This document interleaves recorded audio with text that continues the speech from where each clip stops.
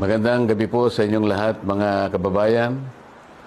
Ngayong araw ay narinig po ninyo ang pagpapahayag at mga deklarasyon at testimonya ng mga dating sundalo na nagpasya na magkatipon-tipon kaninang umaga at natapos kani-kanina lang tungkol sa maanumalyang flood control projects na kinapalooban ng maraming pagdideliver ng napakaraming mali-maletang salapi sa iba't ibang mga tao at opisyalis ng ating bansa.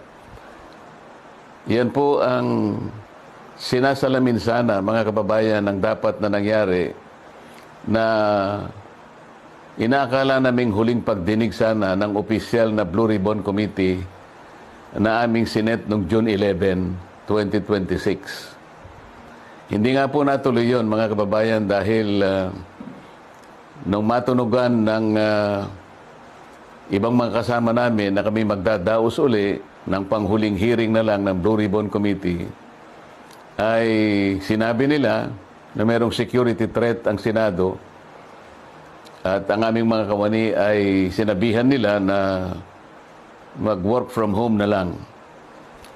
Dahil po sa security threat at nagkaroon po ng napakaraming mga tanod sa Senado at wala naman po kaming magagamit na mga kawani, hindi po natuloy yung June 11 hearing na yon.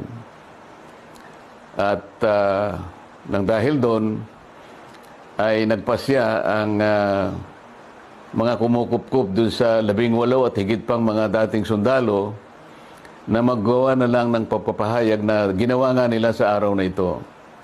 Yan pong mga narinig nyo sa araw na ito ay siyang dapat na marinig po ninyo sa isang pagdinig ng Blue Ribbon Committee na ang representasyong ito ay matagal na pong itinalaga ang kanyang kakayahan na siya ang manguna na matukoy po natin ang mga taong nasa likod ng napakamalaganap at napakamalaking nakawan sa salapi ng bayan na ganap po sa kasaysayan ng ating republika.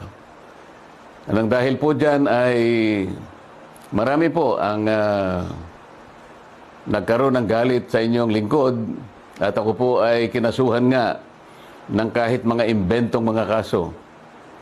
At maaari pong isang araw, hindi po natin alam kung ngayon o bukas, sa kamakalawa, ay iahain po sa akin ang warrant of arrest upang ako po i-arestuhin upang hindi ko na maipagpatuloy ang aking gustong mangyari na matukoy po natin ang mga may kagagawan ng lahat ng ito at mapanagot natin sila.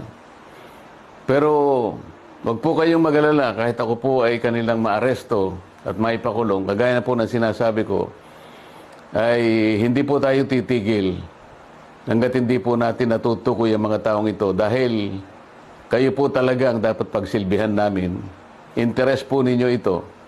Huwag kayong mawawalan ng loob at huwag kayong mawawalan ng pag-asa. Pansamantala lang naman siguro hindi tayo magkikita ng harapan. Ngunit dahil po sa ating pakikipaglaban, alang-alang po sa interes ng ating bansa, ay kailangan tayong magkaisa. Sa tulong po ng Panginoon Diyos, magtatagumpay din po tayo. Mabuhay po kayong lahat at sana'y araw-araw ang diwa ng ating pagkakaisa ay huwag pong mawala sa bawat isa sa atin. Salamat.